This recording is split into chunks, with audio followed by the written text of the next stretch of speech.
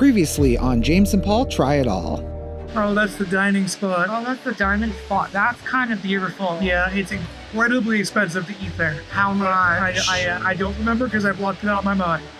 Is this like the Joel Robuchon goals? I mean, it's up there. It's up there? It's up there. This is goals right here. To eat in the Bellagio Conservatory? No, to just have that nice, beautiful table with the... So to eat in the Bellagio Conservatory? Yes. Hello everyone and welcome to our channel. Did you know that you can enjoy a lovely brunch or dinner at a very exclusive table inside the Bellagio Conservatory surrounded by beautiful seasonal displays? Well, in today's video, we'll be doing just that. So join us for this whimsical brunch at the Bellagio Garden table, and we'll provide you with our honest thoughts and opinions while we find out if this is one of the most memorable ways to start your day in Vegas, or not worth the high price tag that it came with. Don't go anywhere. We've got a lot to show you on today's episode of James and Paul Try It All.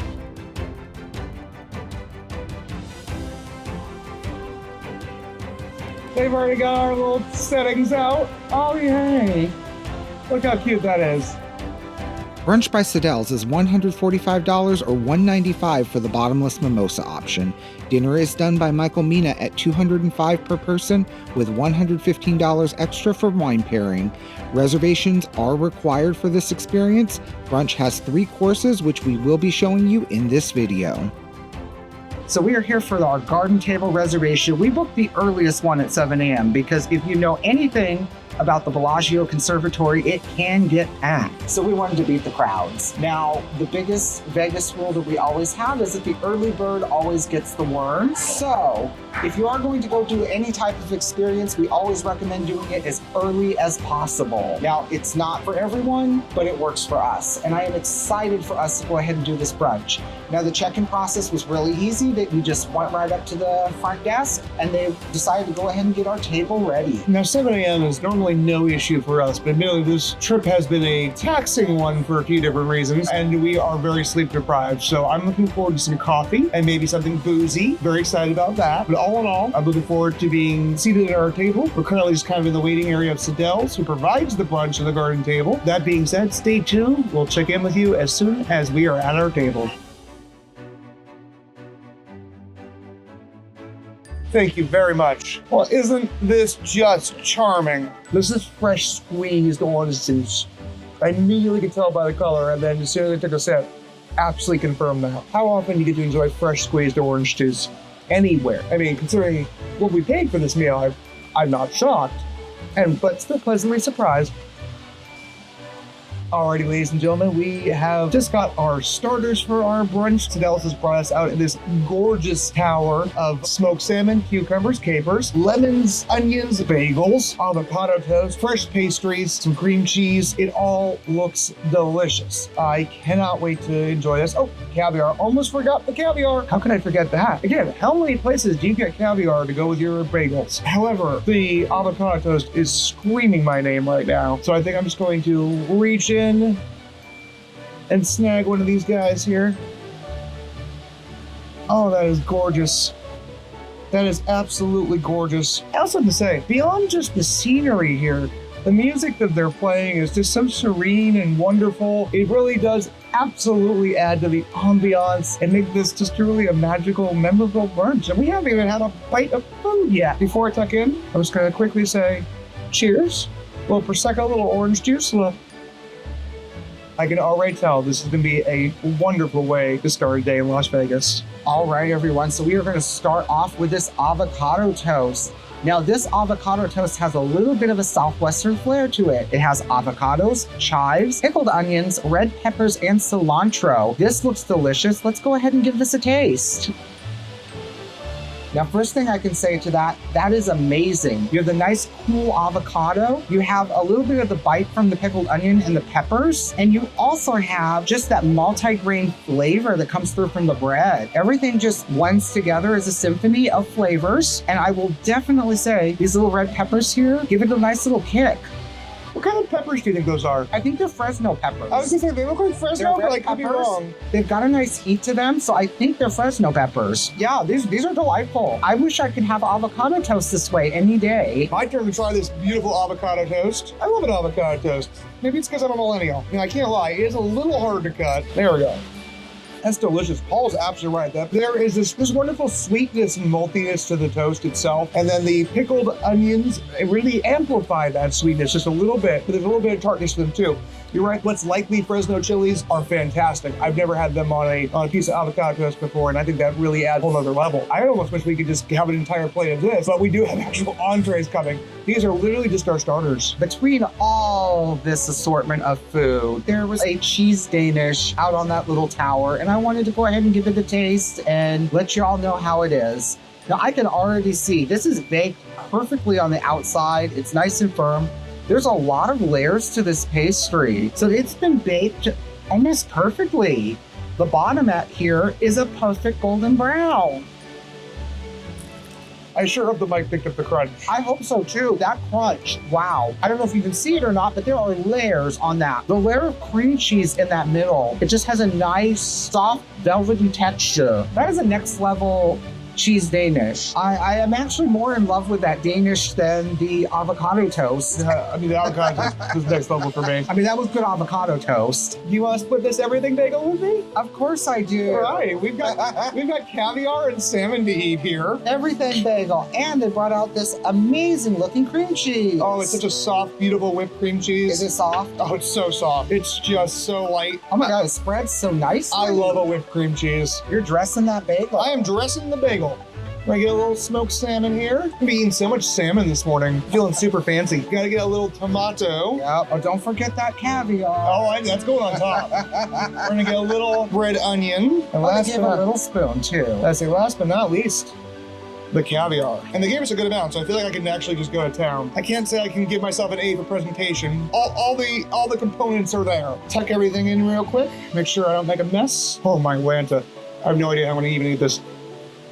That's wonderful. If you like smoked salmon, if you like bagels and lox, this is an exceptional experience. The bagel is wonderfully toasted. The toppings are fresh and vibrant. The salmon has a delicate smoke flavor to it. The caviar adds a little bit of brininess to the whole thing. The capers that also add to that brininess and saltiness. The cream cheese is beautifully whipped and soft and creamy, tangy. A wonderful part of the garden table brunch here. What's a fancy brunch without a little bagel and lox?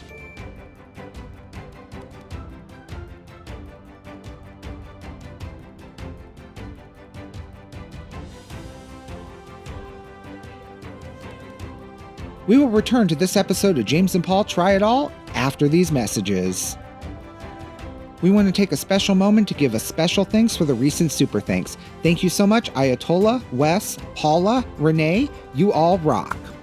Now, just as a friendly reminder, if you're enjoying the content that we are bringing to you through this video, go ahead and give this video a like, subscribe to the channel, and then hit that bell to stay up to date so you don't miss an episode. It really helps us be seen by the algorithm and gets us out to more viewers like you. All right, ladies and gentlemen, as if I didn't already have enough salmon on my bagel, I've got the Salmon Benedict here. That hollandaise looks absolutely perfect. It is thick and eggy. The salmon is gorgeous and abundant, and a little sprig of dill on top. I love dill. It really adds a lot. Oh, and chives. Those poached eggs look like they are likely cooked perfect. Again, for what we're paying for, I would be shocked if they wouldn't. Let's go ahead and cut in and see how good they look. Oh, look at that egg explosion. Yeah, that's a good looking poached egg. Let's get a little bite here, throw a little nibble. So much hollandaise. That hollandaise is creamy, almost fluffy. Like it's so whipped in this case. It's got a perfect amount of lemon in it. Poached eggs are like little delightful chicken clouds. And the salmon, just as good as the salmon that we have on the bagels. If you are a fan of a Benedict and you enjoy salmon, this is a good option. The English muffin is perfectly crisp on the bottom, but still delightfully fluffy on top. It's really holding up well. It's got a good structural integrity, and it's got wonderful flavor. But let's just try a look. Look at that. Look at that golden brown, delicious bottom there. That is beautiful. Perfect. All right, everyone, for my entree, I decided to go with these steak and eggs. Now, this is a classic breakfast staple, and I cannot be happier with just how beautiful this looks. These sunny side eggs are perfectly cooked. You can see the beautiful yellow yolk. The texture is perfect. I don't think I've ever made sunny side eggs like this at home. Let's go ahead and actually start though with the best part, the steak. I asked for it medium rare. As you can clearly see, that is a perfect medium rare. I'm excited. Let's take a taste. Now I will say, for a breakfast steak, this is one of the most tender breakfast steaks that I have ever had. There's a lot of fat in this cut of meat, and it just creates the perfect texture and mouthfeel. There's also a nice finishing salt that was put on top. Dare I say, it has that kind of smoked Malden sea salt flavor. Let's get on to these eggs. Now, I'm gonna go ahead and leave one egg for James so that he can enjoy, because who doesn't like a good sunny side egg in the morning? Those look like the chicken just laid them. They do, and the yolk. You can crack right into it, and the yolk runs perfectly. This is delightful. I cannot wait to take some of these hash browns and put them into the yolk. Now this is everything I want in a sunny side egg. Perfectly runny, just barely cooked. Let's go ahead and take some of these hash browns and dip them in that yolk.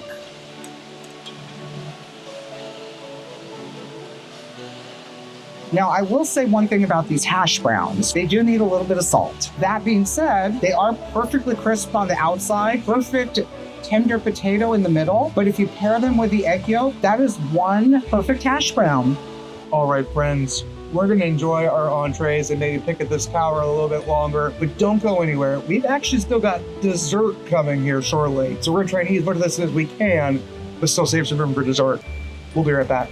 So I do want to interrupt our meal for a short second to say, if you are coming to the conservatory at Bellagio, this place gets packed during the day. You do not want to come here and take your pictures during the middle of the day or even anywhere in the evenings. If you can look around right now, I am able to take a lot of pictures. There's not a lot of people. Get here early in the morning. Otherwise, you are going to see a massive crowd of people. Alrighty, guys, our dessert has arrived. Well, I think Paul and I have about enough room for one bite each. We couldn't say no to this raspberry cheesecake. I'm at a loss for words. Frankly, I'm stuffed, but this looks so good. I guess I'm just gonna go in straight from the front here. Oh, my Lanta, that is velvety. That cheesecake is to die for. It's got a wonderful vanilla flavor to it. Looks like a sour cream topping. The raspberry is beautifully tart. I'm gonna try this over to my husband now so he can try that. I don't know if you can hear this or not in the background, and I hope you don't, because copyrighted music. But there's the hills are alive with the sound of music playing, and oh my God, that Julie Andrews moment. I'm just, yeah. More importantly, it's like the version of the Von Trapp family exactly, singing. it's the version of the Von Trapp family singing it, but I just cannot help but say, I just love that movie so much. So many memories. But now I'm gonna try this cheesecake. Wow. It's unbelievably creamy. It is unbelievably creamy. This is actually, it's velvety, it's creamy. The sour cream topping is not overpowering. Everything's balanced perfectly. And then the raspberries just give it a nice little tart finish. The best part about this cheesecake is that this actually finishes the meal off nicely, and it doesn't make you feel completely disgusting or stuffed. Right. It's almost custardy. But I'm gonna go ahead and enjoy this cheesecake, and we will be back to you with some final thoughts on this garden brunch at the Bellagio Conservatory. Stay tuned.